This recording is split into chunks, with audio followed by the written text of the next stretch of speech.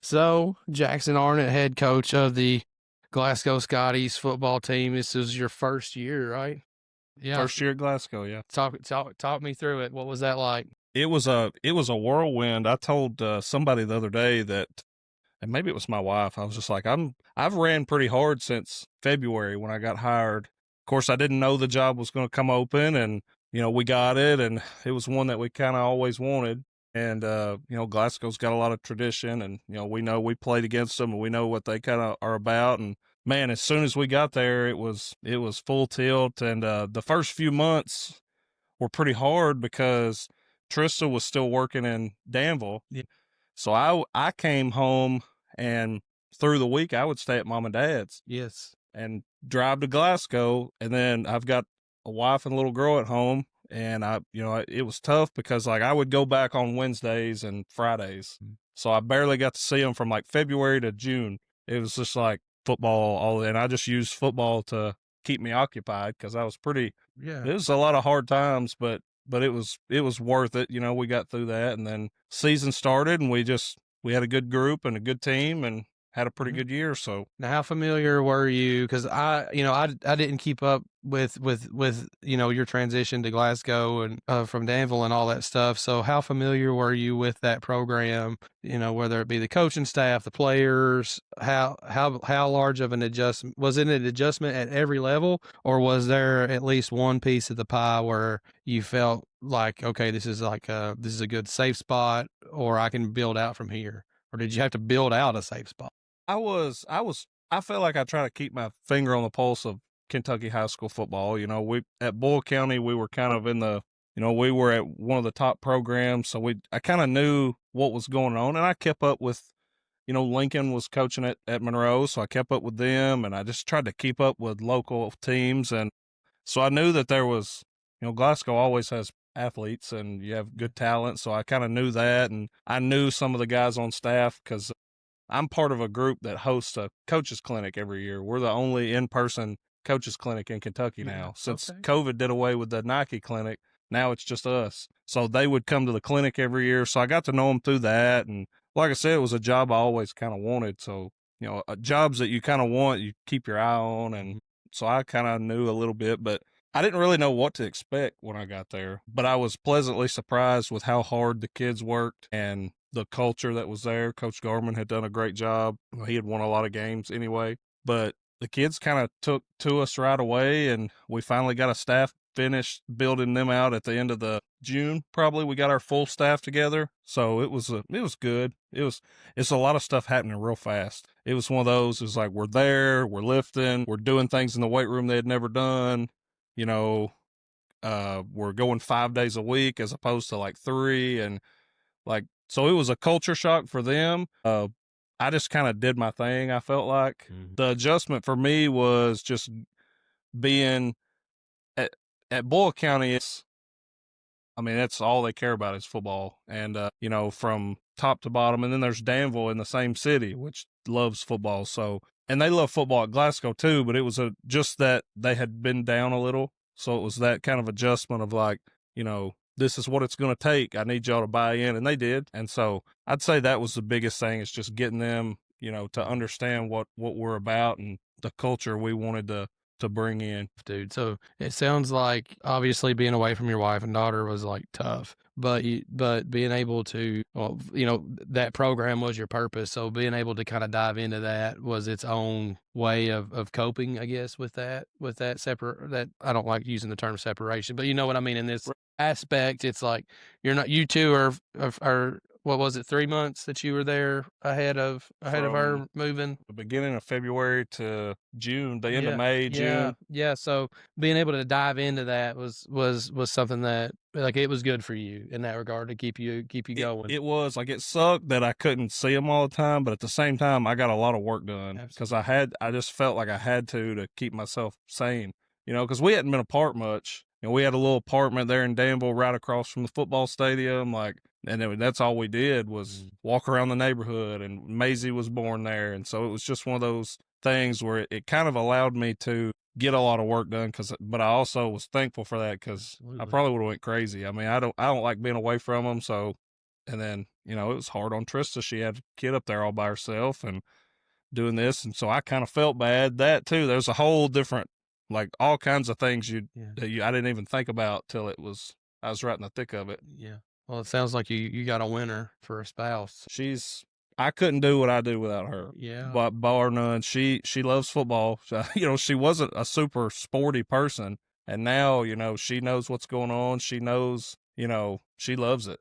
She loves it. She's I tell this story all the time, and it's hilarious. So we were dating when I was at Barron, and my very first year at Boyle, we were living in Russell Springs because she was still working at Barron County at the elementary school. I was working at Boyle, so we lived in Russell Springs and was driving like away from each other. So it's our second game of the year. We're playing LCA in the Rebel Bowl, and they're really good. We're supposed to be really good. We just moved up there, like, it's the first time she's ever lived away from home. So we're just married. Like, this game would have been in end of August. We've been married since July. So we're playing and we get beat. Boyle County don't lose at home. They for sure don't lose in the Rebel Bowl. This is a real good LCA team. Their quarterback that year it wasn't Cutter Bowley, but they played a running back. They played Wildcat, and the kid ended up going to Virginia. Zay Brown was his name. And they rushed for like 500 yards on us or something, and I was coaching D-line, so It was not good. So we get in the truck on the way home, and I'll never forget. She's like, "Before we pull out, I have to ask you something." I'm like, "What?" I'm down. I'm not saying much. She's like, "I thought like we came here to win." Gosh, man. So I was like, I just couldn't help but laugh. I was like, "You know what? We did, babe." I was like, "We'll try," and we didn't lose after that. So we went on to win it after that. But I was just like, "Okay, she's in it. She wants to win now," and she got to where she was at every game. She sat down in the end zone with all the wives. Like, she loves it. Awesome, man. So that's good that she's in your corner and in that regard. She's not just in your corner, but she pushes you. Oh yeah. This year we were down. I think we were down 14-0 at halftime against Franklin Simpson. It's the last game of the year. We're trying to go undefeated like in the regular season, and I'm walking off the field, and there she just slaps me on the back, and says, "Better figure it out." Yeah. So I'm like, she keeps me. She keeps me going, but she loves it. I couldn't do it without her. It sounds like she's got you figured out. She does. Dude. So before we get too into it, like I was telling you earlier, I try to take something from all the major podcasts that I like. And Sean Ryan always gives his guests a gift. Don't get your hopes up to nothing crazy, but just some little tokens of appreciation for you. Thank you. You want me to open it now?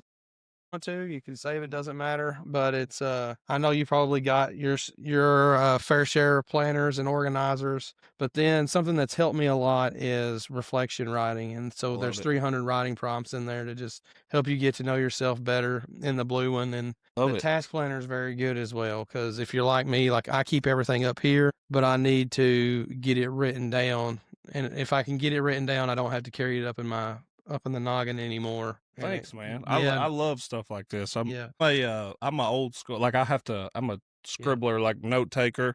Yeah. So I love this. Yeah.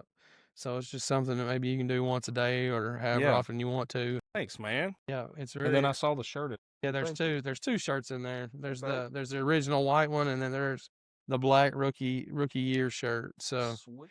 Yeah. My man, thank you. You're welcome. Didn't know. I feel bad now. I should have brought a glass.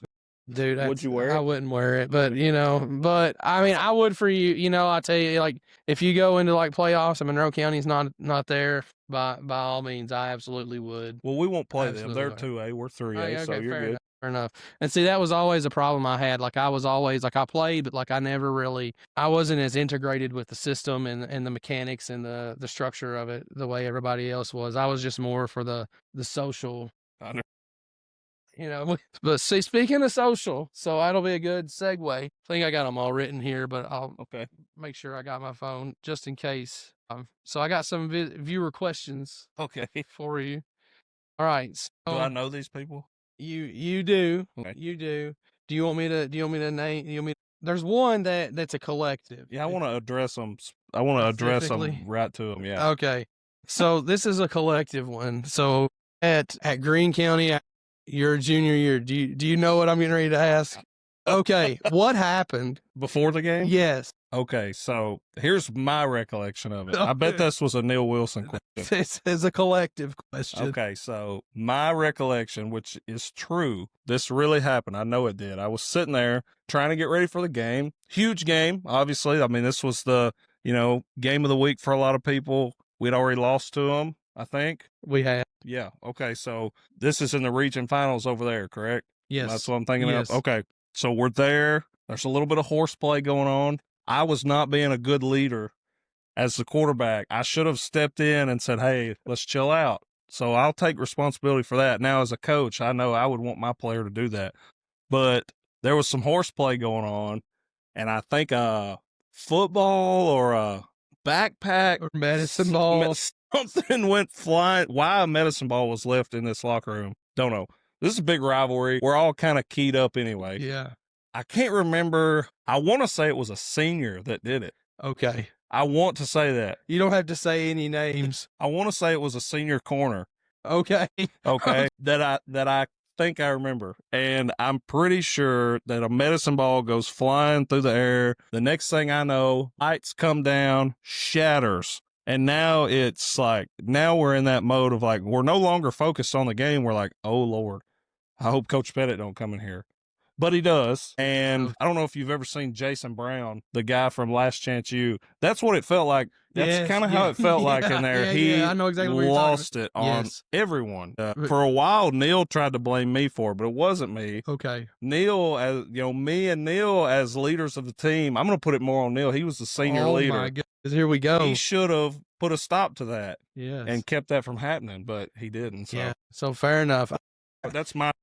I don't remember. I don't. I remember I just don't remember specifics, but I remember that happening, and I remember being terrified too. Well, I was, because it landed right in front of me. So of course it looks like everyone sitting on our bench was responsible. Yes, and I think someone ended up bleeding, and then Foot I think had to go change or finish getting dressed on the I guess in the gymnasium. Yeah, we got kicked out. We got kicked. Okay. Yeah. See, I don't remember for that part. We got kicked out, and we won. We kicked our tail that night. So I mean, so it didn't matter. If we would have lost that game, you think about that being our last game.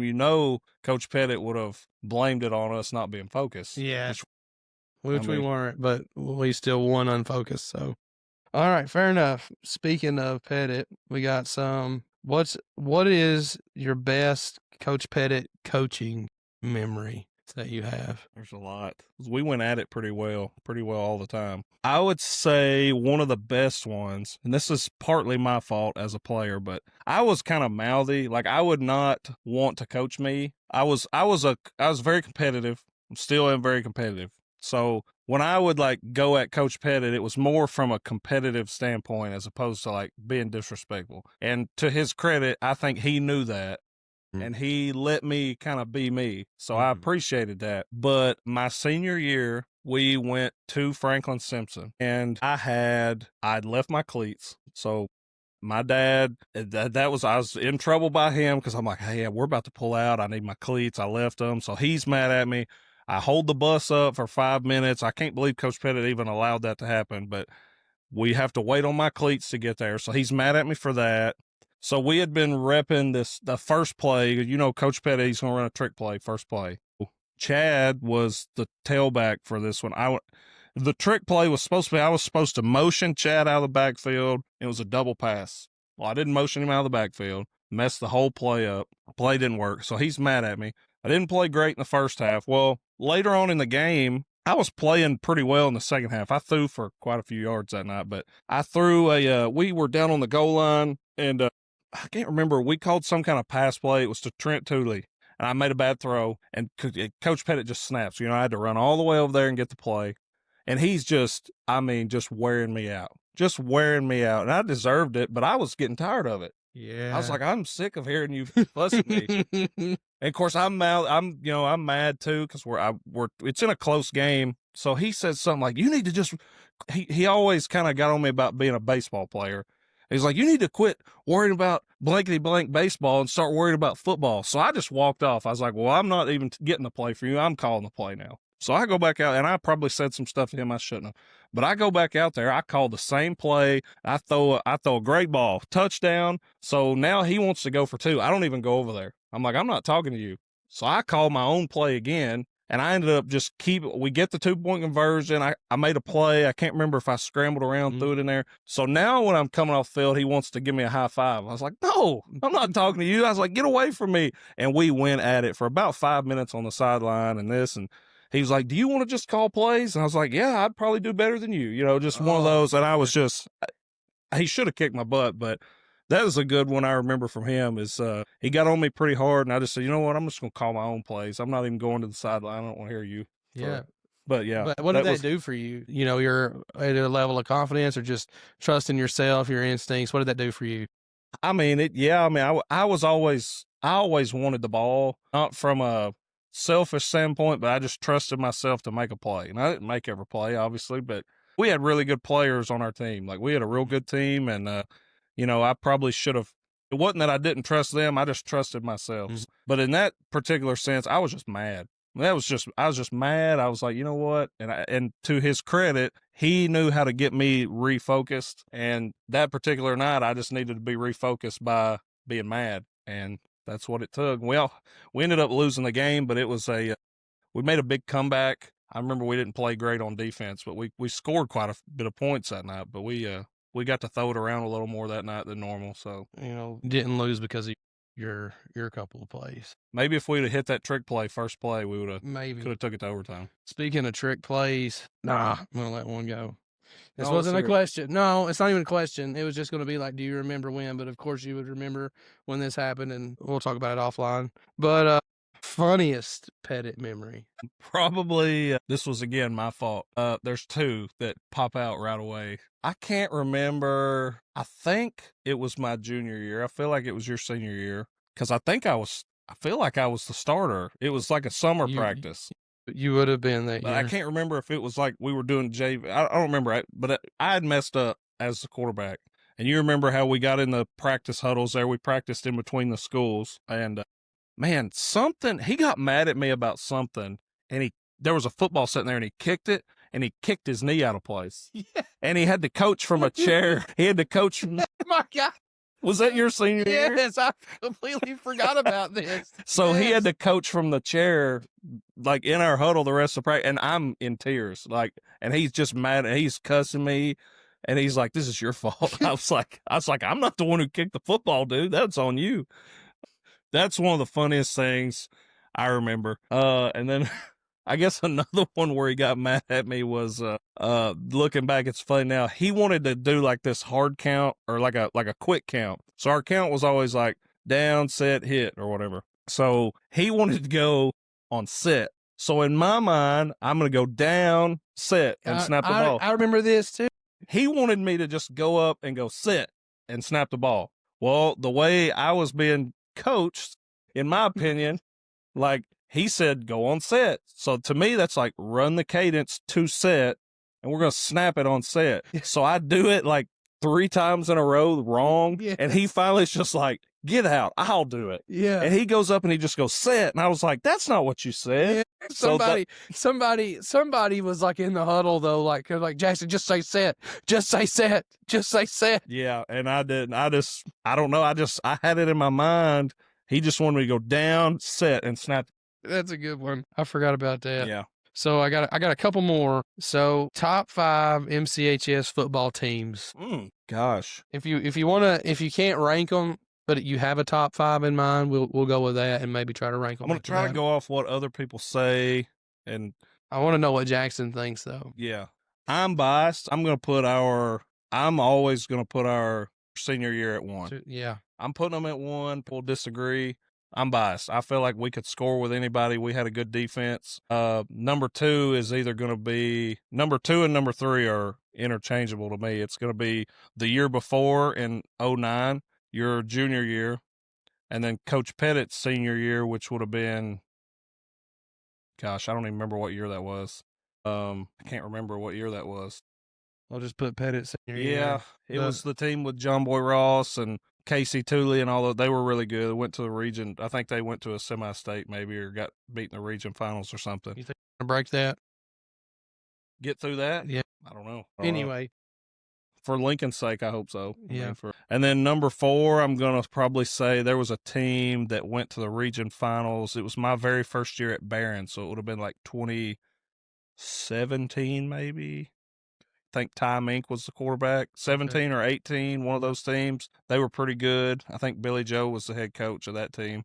He was. It was my first year at Barron. We went over there and got our heads kicked in by them. And then number 5, I don't know. It could be a bunch of different teams. There's a bunch of good teams. Stewart felt like his senior year. Oh, yes. Actually, yes. Above that team I just said would be Reeser's senior year. Yes. I knew there was a team I was forgetting in there. 1 through 4 could probably be in my mind could be interchangeable. There's probably a lot of people that would say that 09 team was probably the best team. I'm in the minority on that, and maybe it's because I don't want, like, the only way I can guarantee myself to not be biased would to be able to say that, the 2018, but like I don't look at that when I hear that question. I'm not looking at it purely just on statistics or anything like that. I'm looking at it just like the culture shift. Yeah. You know what I'm saying? Just that complete culture shift. And I don't know what happened, man. But when you got it just united and we rode it. We kept it. We didn't just ride the wave. Like, we kept the wave going my senior year too. Well, that's what I'm saying. That 09 team was special because nobody thought we were going to be very good. Yes. They did. I mean, they really didn't. I mean, you just lost a really good quarterback in Justin. Yeah. Nobody knew if I was going to be any good. You knew Neil was good, and that was really didn't know. You lost a bunch of linemen. Yeah. You lost a bunch of good players on defense, but everybody, that junior and senior class really stepped up. Yeah. I mean, you think about on that team, your senior year, Chad Wilson, who's one of the best quarterbacks to ever play there, was a tight end as a freshman on that team. I know. I mean, that's a pretty good team. Our skill was really good. We had two good backs in Tanner and Vickery. We had a good defense. I mean, we had all the pieces.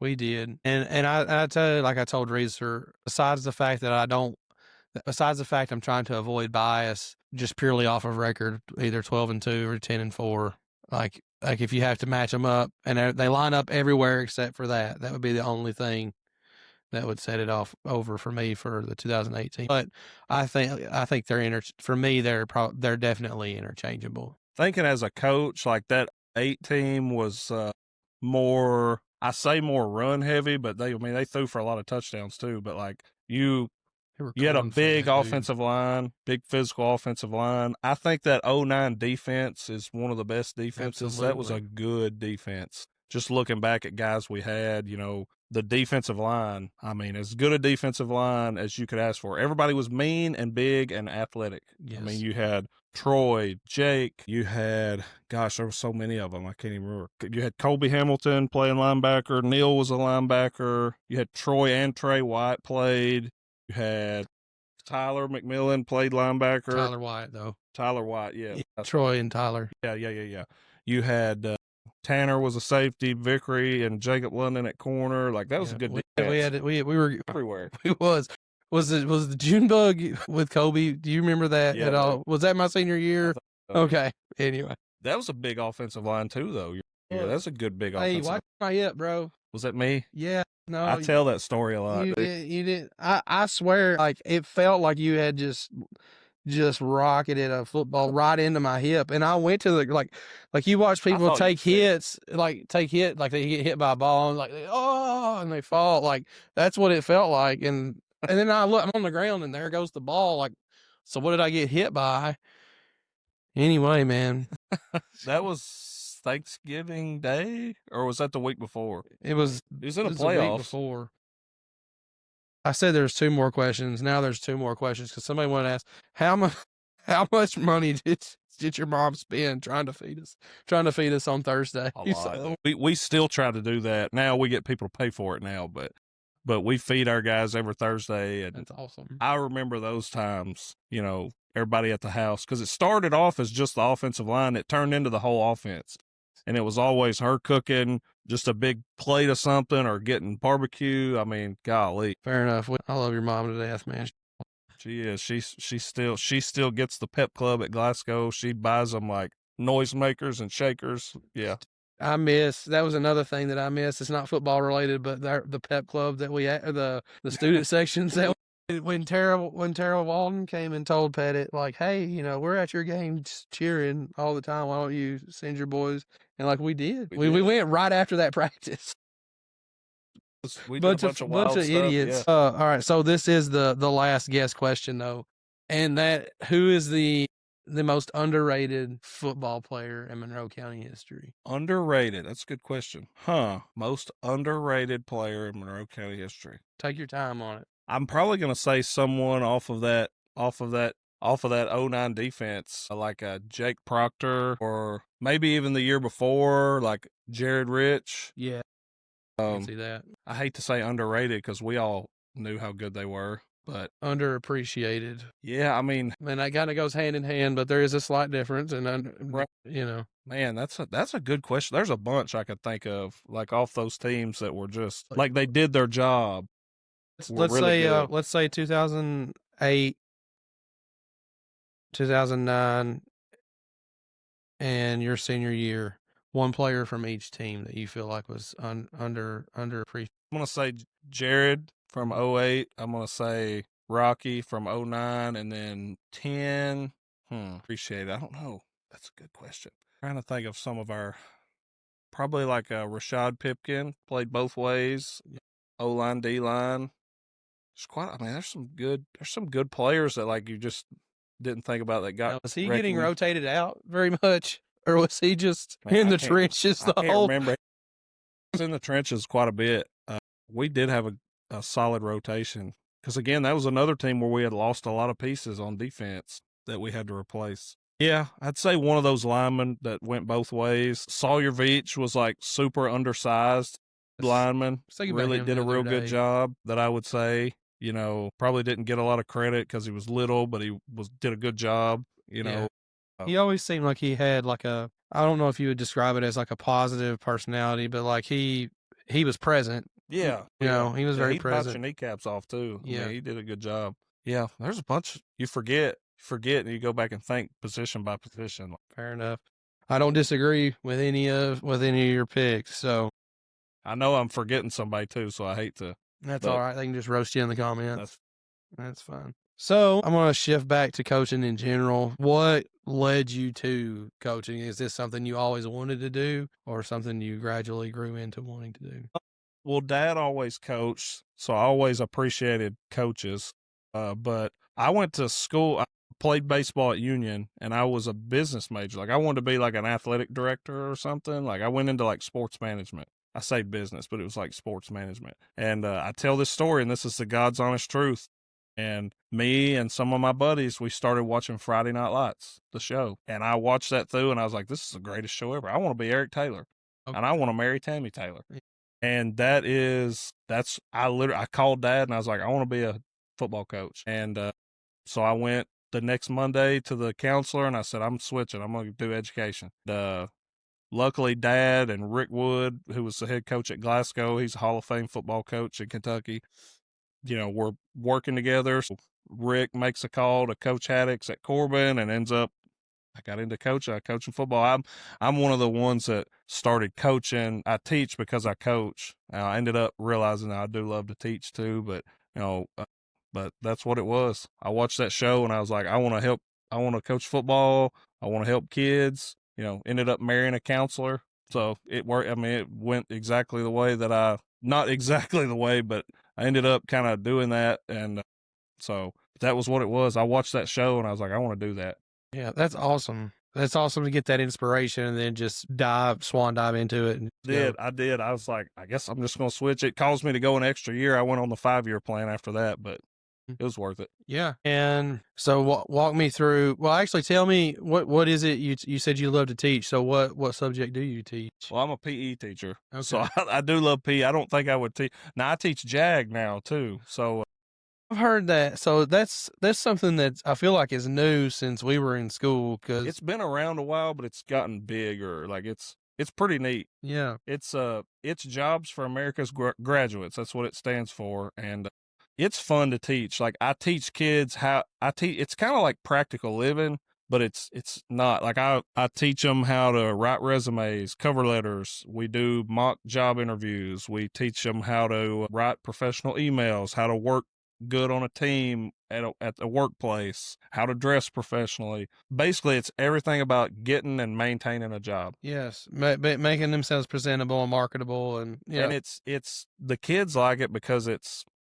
they need it. You're it's like, useful. yeah, like, hey, I'm going to try to help you make money. And That's they like awesome. that. So, but I do weightlifting in the morning but I've always been PE. I've always been like in the weight room or in the gym.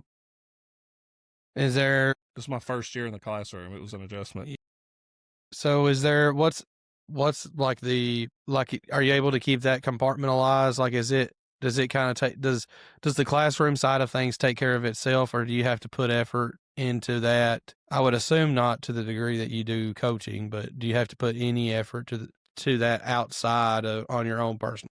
Yeah, I mean I'm calling business leaders and stuff I try to get people to come in and speak to the class and talk to them about ways to to like we had the medical center come in, and then we took a field trip to Dart where they make like the plastic cups and Yeah. plates, like stuff like that. But at Glasgow's big on their academics too, so like you got to be a good teacher, get you out of there. So you Yeah. got to do your job in that too. But obviously, I spend more time in football Yeah. just because I got more kids to deal with. But I do. I mean, I do try to put good effort. I'm probably not a great teacher, but I try. I don't doubt you. I don't doubt you put good effort into it. Me, like I'm the kind of person depending on what like if I was in your shoes, okay, I would be there to coach and the teaching would be secondary. The more effort that I had to put into teaching, the more stressful it could be and take away from my ability to enjoy what I'm there for,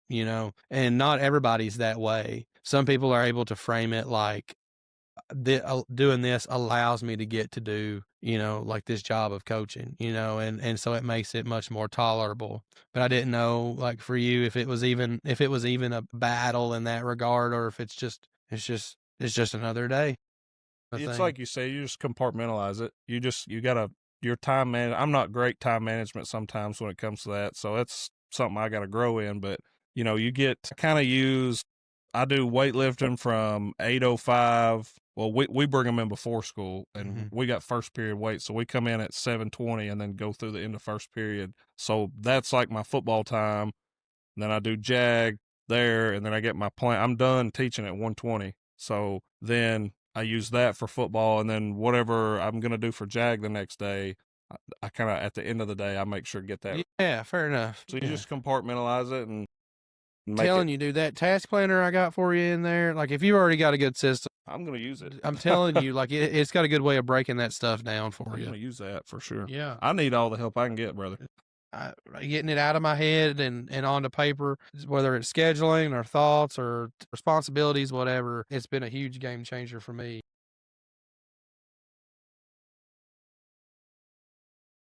You got to put on like the day after tomorrow Well, we or do a lot of group work. yeah, We do a lot of like, hey, get with a partner, and this will take you an hour to get done or 30 minutes. So fair enough. It sounds like a good gig, and it I is. know It's you fun. you do a good job at that. So, and you talked about Glasgow, the opportunity just kind of opened up and you took it. Was there ever a desire for you outside of the opportunity? Like, did you have a preference, or was Glasgow even on your radar, or did it just open up and you were like, oh, I'm gonna Well, try to they were go? always. I wanted to be a head coach again, but like I was in such a good situation at Boyle County. Like I was the assistant head coach. I ran the weight room. I had been the special teams coordinator, and at this point, I was the co-defensive coordinator. So I had a lot, and then I ran the equipment room, and I did all this stuff, and I loved my job. I was in the weight room all day long.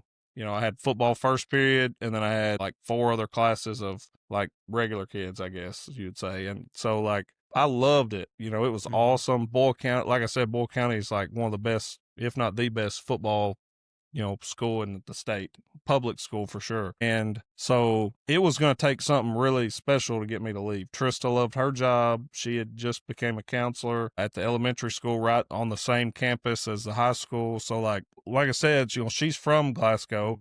So we had always had our eye on it. I always wanted it because I thought you could win there. And I just didn't think it would come open. And I wasn't going to leave Boyle County for just any job. Like there was Right. maybe like 3 jobs in the whole state that I would have even considered. So That you was one. enjoyed where you were and the setup Oh, yeah. enough to where if you were going to leave there, there would have to be some substance to Yeah, oh, wherever yeah, you're going. and even when it came open, it was still there was when they offered me the job, I didn't get offered the job first. Like I was second choice, really. So like there was even some like after I got offered the job, we were both like, do we want to do it? Like we love where we're at, we're happy. Like so there was some things that you have to work out there, but you know, it was a tough decision. It Yeah. was an agonizing decision, and I think we made the right one eventually, but no, it was hard. It wasn't like, oh, this is open, I'm going to take it no matter what. Yes. I think when they offered me the job, I think they offered me the job on a Wednesday. I didn't tell them anything till like Sunday. So it was it was a while before I even could make a decision. You mentioned that it was agonizing and is that just like an existential what do I do, or just like recognizing like this is a great opportunity, but look what I'm leaving behind, like what aspects made it an agonizing? Just because we loved where we were so much. Like Yes. we made so many friends in Danville, and I mean, that was the second time I'd worked for Coach Haddix. He's like my mentor in coaching, so it was like, and we were winning, and it was like, do we want to? You're not going into a city. There's not another Boyle County. Like there's just not many of those places out there. And not saying Glasgow can't be that, but they weren't yet. Boyle County's got 13 state titles. Glasgow has none. So it's like it was one of those things. It was like you can win one there, but it's not established to what I'm used to. So it was like, do I want to do that? Did I want that challenge? Did I want to leave the comfort of where I was? Because it was a comfortable situation. Like it wasn't comfortable in that, like there's a lot of pressure at Boyle. Like if you lose, you're going to get fired. Like it is what it is. If you don't do a good job, like they'll bring in the next guy. A bunch of people wanted my job when I left. And, so it was one of those of like, do I leave this comfortable situation? We've made all these friends. That was all Maisie knew at the time was Danville. And so, but there's a lot of other factors. Our family's all here. Yeah. We're up there by ourselves, really. So there was other parts to it that were like, Yeah. It wasn't just football. For sure. Yeah. And I think I see that a lot of people leaving and then coming back, and I think one thing that I was curious about was how much family plays a part in that. And I think family being closer to your family, being in an area that you are familiar with, but will always exist as home. And it doesn't seem like there'll be a wrong decision in that, but I can obviously see like having to leave what you have established. You talked about being up there on your own, but everything that you had up there was established by you and your wife, and so leaving that would obviously be difficult, even if it was Yeah. for the right decision, even for the right reason. Yeah, it was difficult. I remember when we got everything put on the moving truck and pulled out of that little apartment, I was just like, man, I had a tear in my eye because I was like, man, that's where our family was made, Right. because, you feel more whole when you have Maisie and it's us now by ourselves. And then it's like, we're going to this new thing. So it was difficult. Yeah. It's a great place to work. Danville's just a good town to live in. It was fun, and, but we made the right decision. I think we got, we love Glasgow, and I mean, you can't say you made a wrong decision after this record that you just. there's this was a good group, and I'm glad that it worked out the way it did because it does make it seem like, Yeah. but Is there pressure? I don't want there to be, and I don't want to ask this and it add pressure. But do you feel pressure coming behind you now, riding off the? I do that to myself. Yeah. I'm always because I'm very much You're like, perfectionist. yeah, I don't want to lose. I want to go 15-0, win a state championship every year. Like that's my mentality. If we don't win a state championship, we failed. That's Okay. just the way it is, and I know you're not going to win one every year, but that's just my mentality. That's the way when we go into the seasons, that's the way I look at it. Yeah. And That's just how I'm wired. I can't help it. So I don't feel it. I feel it from myself, so I don't really feel it from anybody else. And I feel like I owe it to the kids. Yeah. Like I said, the kids are always going to get my best effort. Right. I don't always call the right play or the best play or on my A game, but you're going to get my best effort. I'm going to try to have you ready. I'm going to have the practice plans the way I think they should be. I'm not going to take anything easy on you because I know if I do, I'm not preparing you for what. And I ask the kids, I'm like, do you want to win a state championship? Do you want to be remembered forever?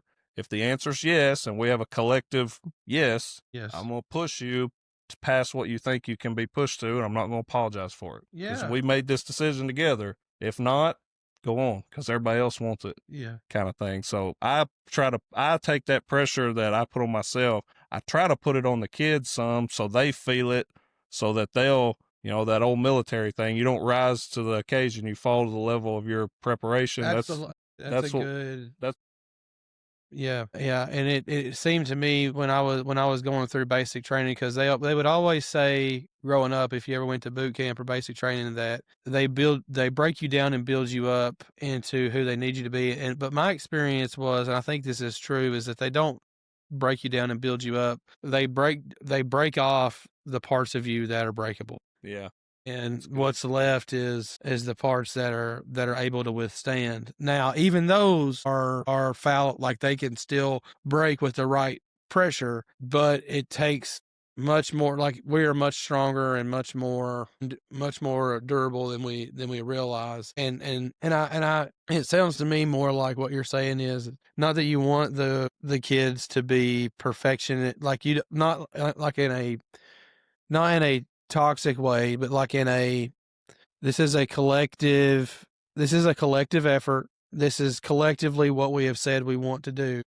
So if you're going to if you want to play here, this is what I need you to rise up to or I need you to be. Yeah. And so you're giving them that choice. Yeah. You're not just forcing it on them. And Well, it's a community made effort. Is that Yeah, like we try to create a culture. So it's funny you said that about basic training because we just renamed the off-season program. It's called Scotty Basic Training. let me get a piece of that, dude. That's what we call it, and that's we're coming in at 7 because it's hard what we do. Like Yeah. most teams don't lift, and this is comes from Boyle County. I kind of made it our own thing, but 7:20 every morning, 5 days a week. If there's no school, we don't have it, but if there's school, like we're in there and we're working. It's hard, and we push them pretty hard. We try, like you said. I'm we have our team motto this year is the hunt, so we're hunting 15 games, try to win a state championship. Last year it was take what's ours, so like this year it's the hunt. So everything's about, when you're hunting something, you're laser focused, you've got your eyes on the goal, and you're doing whatever it takes to stalk that prey or whatever. And so that's kind of what it is. But it's hard to get up because we got kids that are playing other sports and they're in there and they're working out and they, it's all kind of cool in January, but when you get in the middle of February, beginning of March, and you've been doing it for 2.5 months, that alarm clock comes early, and it's like, what are you going to do? If you miss or you're late, everybody's punished. Yeah. So we try to create a culture that the culture takes care of that. I don't have to do it. Yes. The culture does it. Yeah. So I want to create a culture that weak people fall away. I got you. Only the strong survive. And we'll lose kids doing that, and that's okay. You don't have to play football to graduate from Glasgow. It's not a requirement. That's what I tell them. So, like, if you're a tough kid, and we try to make tough kids, or some kids that don't know they're tough, and we try to bring it out of them. I'm glad you said that. I don't mean to interrupt you, but I'm very glad you said that there's kids who don't know that they're tough, and there's probably kids that are tough but think that they're weak, and they don't realize it because they haven't had that right environment, that placement in that right environment to bring that out of them. There's even more kids that think they're tough that aren't. Yes. And that's where you've got to peel that away, make them realize, like, okay, I can't do this my way. Yeah. And that was it was good coming from Boyle County because they kind of listened right away because I had won we had won, not I, but we had won. And so they had that respect already a little bit. Like, now I had to earn their respect, but there was a feeling day one of like, I got to do what this guy says. kind of thing, because he knows, and it's, none of them had won one. So they didn't know. And I was like, this is what it's going to take. You're not there, but we're going to get there. But you have to do it this way or you won't ever get there, kind of thing. And they bought in and they listened, and we still ain't got there yet. We didn't make it as far as we wanted to, but that's the environment we try to create, is like this tough, physical, hard nosed, like, bad, environment. Like, and if you don't want to be a part of that, I still love you, but you can't play here. Like, you're going to fold under this, or you're going to realize how tough you are, and you're going to be better. Yeah. So is there any room, and I'm not implying that there should be, I'm just curious, is there any grace or any room, any, like, you talked about them kind of like, if somebody's late, that everybody's punished, is it kind of like, okay, that punishment or that discipline is doled out, now we're past that, we're not going to bring it up anymore? Or is it like, does this person keep getting hounded about this same mistake? You know what I'm saying? Like, because I do think grace is important. I think accountability is super important, and I don't think you're implying this at all, but I would like to know that because people are going to make mistakes, that when they make it, they take their licks, and all right, we're beyond that now. We're back to square. So what's kind of like your philosophy on that? Yeah. So my thing that I've always, Nice by the way. yeah, they're the best. You treat them all fair, but not the same. Okay. So, and that's a Coach Haddock's quote, but it's true. Like, I can't treat kid A the same as I do kid B. This kid may have different circumstances. This kid may have, we had a kid last year, he was late most of the time because he didn't have a car, so he had to ride the bus. Well, the bus don't run at 7:20, but he knew that when he come in late, he had to do this certain punishment, and he just did it, and then he just kind of got in with the rest of us and went on. And they kind of knew, if you drop a ball, it's 10 push-ups. Okay, I know I got crap. I dropped it. I got to do my 10 push-ups. Right. That's the kind of thing of, like, you're kind of wanting them to hold their own self accountable. Yes. And now there's some situations where kids might take advantage of that. Right. Like, I don't care to do this, 20 push-ups or 50 push-ups or 50 up-downs because I'm late or whatever. And then that's where I see that and I step in and I have a conversation. My big thing is communication with them, But yeah, every kid is different. There's some kids that I know good and well, they've got all the advantages they could ever need. They were just too lazy to get up that morning. Yeah, I'm going to be a little more. Whereas another kid, like I said, like, it's not black and white. Everything's gray. You got to treat them all fair, but not the same. The best player gets the same thing as the worst player. But at the same time, the best player probably gets a little more leeway than the worst player. Like, it just is what it is. There's an old Jimmy Johnson story he tells about when he was coaching the Cowboys, and he said something along the lines of, like, a guy fell asleep in the team meeting room. We were watching film. He said, I kicked him off the team. He said he never played another down in the NFL. And he said that one of the people said, well, what if Troy Aikman fell asleep in film? He said, well, I would have went back there and I'd have tapped him on the shoulder and said, Troy, wake up. Mm-hmm. And it's kind of that, it's a production world. So they got to understand that. For example, a good story, we got this was a freshman this year, and he got in trouble at school a lot and all this stuff. And I pride myself on never lying to him. I tell him the truth. And I told this kid, I said, son, you're not good enough to get in trouble at school. Yeah. You're not good enough. I appreciate that. Like, you're not there yet. Like, you don't contribute to us enough to do all this stuff you do and get in trouble and make bad grades and not perform at practice. Like, you're not good enough to do that. So what makes you think that you are? And I was just real with him. And I said, I might have a little more grace with someone else. And it's not all about his ability. I knew he had the ability to do it, but he needed that reality check of, like, okay, like, I'm a freshman. Like, I don't play varsity. I don't really contribute anywhere on the varsity level, but I'm causing the coaching staff headaches. Mm-hmm. They'll probably get rid of me if I don't figure. And he did. He figured it out. And it was just, I was like, I just got to try to be real with you and tell you the truth. So, but yeah, it's gray. It's not black and white. There's some coaches that are black and white and it works for them, but it don't work for us. Yeah. And I think it takes more than just you or just any one coach. I think it takes a collective, because you have your way. Like, everybody's different. the more, not that you can have a multitude of coaches or that you would want a multitude of coaches because there's too many Chiefs and not enough Indians sometimes. But if like you got to have somebody that, at least for me, when I didn't, it wasn't that, it wasn't just if somebody was hard on me that was difficult. It was like it was left that way and I was left feeling that way.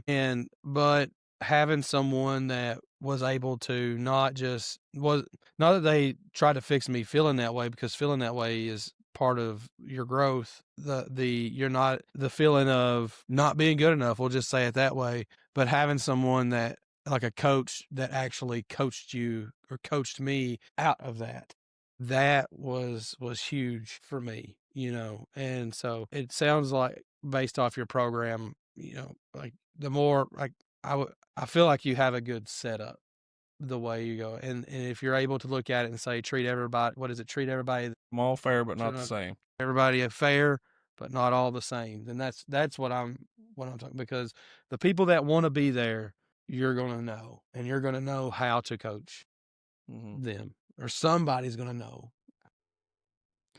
All right. So walking through that first season, give me kind of like your thoughts. Like, was there times that were you able to let it coast at all? Were you just, was every second of every practice just, it felt like that game was on the line during practice? Did you ever come across a time where you realized, like, hey, I have a good team, I can let them do their thing?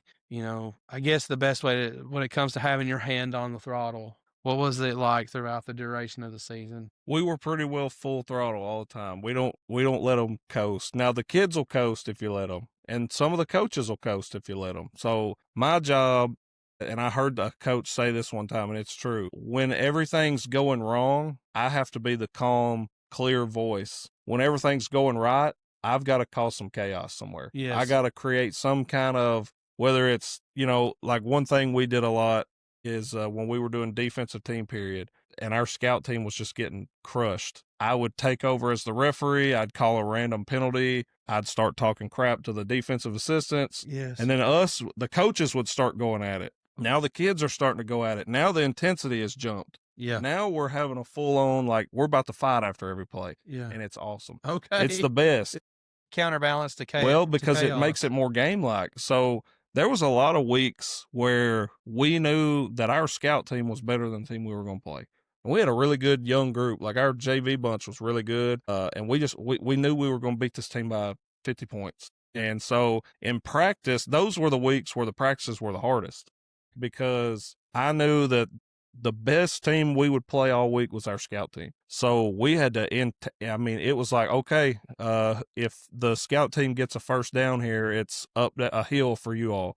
Or if the scout defense, if the offensive group don't score in 5 plays from the opposite 20, like, we got to run a hill. Like, and we had to constantly do that. And then, of course, I would tell the coaches beforehand, like, hey, let's ramp it up today. So then they were talking to us and I was chirping back, and then the kids would get going, and then you hit them late, that's a penalty for back them up. And it was just constantly like trying to do, whereas when you're about to play a really good team, your level of focus rises, and all the other stuff you got to try to calm, because the kids are already on edge anyway, because they know, like, now they're confident, they think they're going to win, but when they're playing a like really good teams, like, we might get beat. So I have to be that calm, like, if we're playing a team, and we screw up something, I'm more calm going into it to coach it. Whereas if it's a team I know that we should beat bad, it's challenging them in different ways of, like, we were playing, I'm not going to say the team, but there was a team we were playing this year, and I was like, guys, have y'all ever ran the clock in the first quarter? They were like, no. I said, that's our challenge this week. We want to run the clock in the first quarter. Nice. Like, if we don't do, like, just stuff like that, or like, hey, this team, they've got a great defense. They don't, they've not give up many points all year, or this team scores, we're about to play Hart County.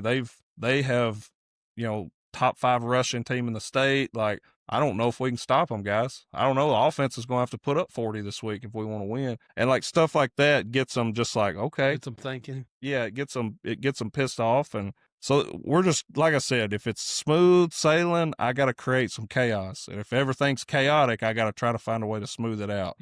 No, But I think there's truth. I think there's truth in that, and because you do have to have a balance. You can't just be one way or the other. You have to have that balance, and I think you recognizing that as a coach yeah. is awesome. But there's a baseline level of performance at practice and weight room, and there's a baseline level of intensity that if you ever drop under, I'm losing it.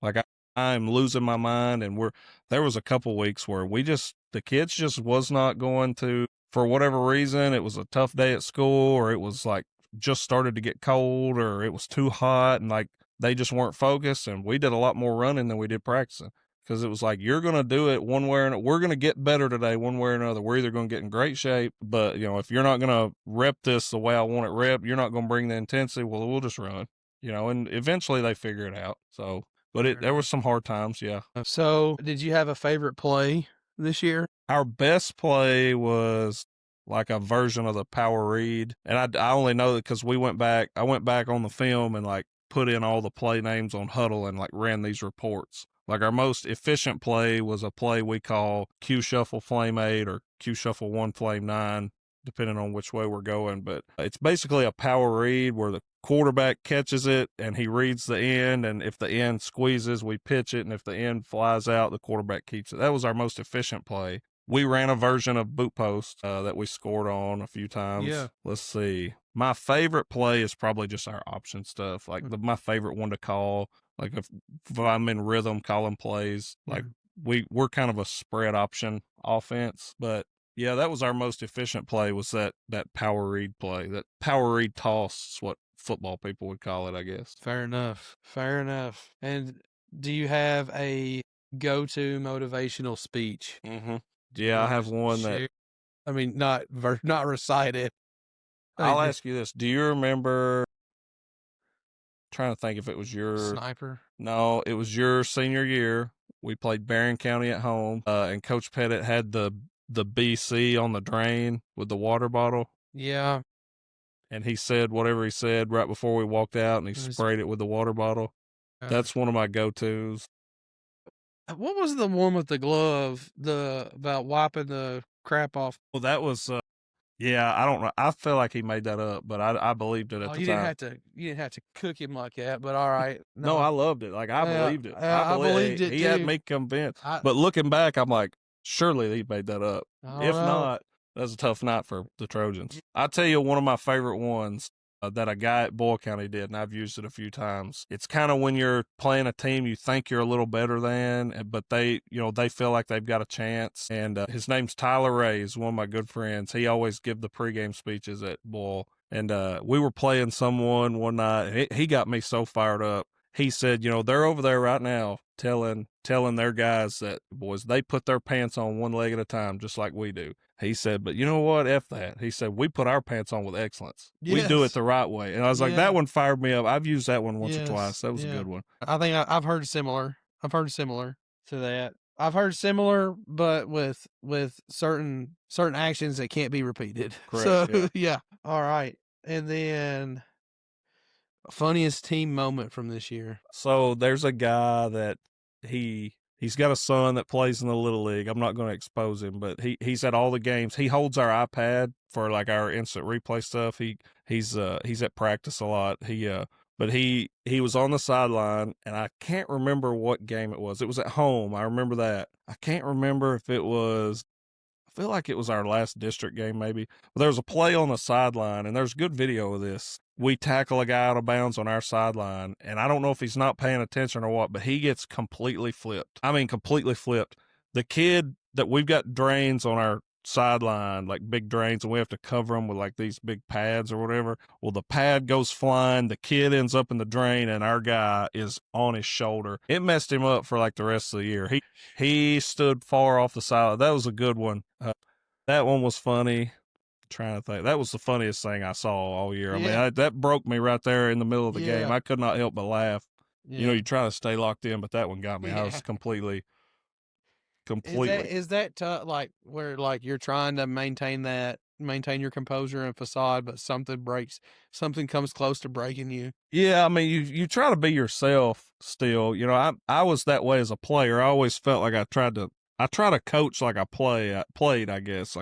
But when something like that happens, that's just funny. There's nothing you can do. Like, that was hilarious. I mean, I would expect people to laugh at me, because like I would have tried to jump. I would have just tried to jump over it because he could have jumped over it, but it was like he tried to jump too late, and that caused the flip. And it was so funny. That's awesome, man. There's a bunch of good stories I'm probably not thinking of. Who? No, those are one. It's always, you feel bad, but it's always when someone either gets hurt or messed up or they've fallen or something. Those are the funniest ones. Gosh, they are, absolutely. And our kids are hilarious too. So when it happened, they're just like, they lost it. So and then and we were winning at this point, still pretty good. So I mean, I broke. I was laughing. I couldn't help it. Well, listen, dude. You sent any Scotty stuff. You sent, I'll wear it. I got you. All right. Seemed like who do you think would be a good request for a guest to have on here? Do you think? Well, you mentioned the Wilsons. They would be funny. I think they would be too. They would be good to get on here. They would be goofy. Let's see. You think John would ever sit down with anybody? Probably not. I don't think so either. I don't think he could sit still long enough. You're pretty philosophical. I tell you who would be a good one is Jacob London. He's also he's a teacher. He teaches and coaches at Metcalf. Yeah. He's very philosophical way he talks. Y'all would have a great conversation. Let's see who I'm trying to think of people. You can just give one more. That'd be fine. I'll reach out to these people. But we've talked about the Wilsons. So like the people that don't know who they are, don't realize how unique of individuals they are. But yeah, I think it would be great to have them both on. Tommy would be awesome. Would be Me too. And Tommy have some good stories. Yeah, he would be a funny one.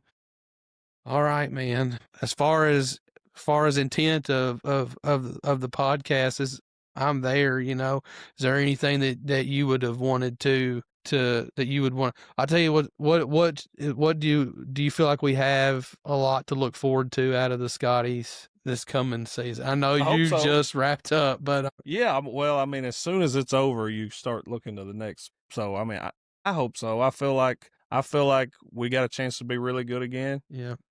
We lose a lot of guys on defense, but I feel good about our young group. We've had a couple kids move in like that are going to help. I'm excited about this next group. This next group really, really, even more so than last year, they really like to work. Like they get after it. We've already kind of we've not started Scotty Basic yet, but that starts January 6th. Yeah. Funny enough that's the date it starts, but that's that's the first day. That's the first day. So that's our first day. The January 26th or January 6th. Right. It's a be a good one. But this group, they've already kind of started working. They didn't really want to take much time off, but I was like, guys, we're going to be grinding for a long time. You need a little break. So we gave them that. And, I think we're going to have a good year. I feel like, we're all about the hunt. We're trying to go to a state championship and win one. So that's the goal.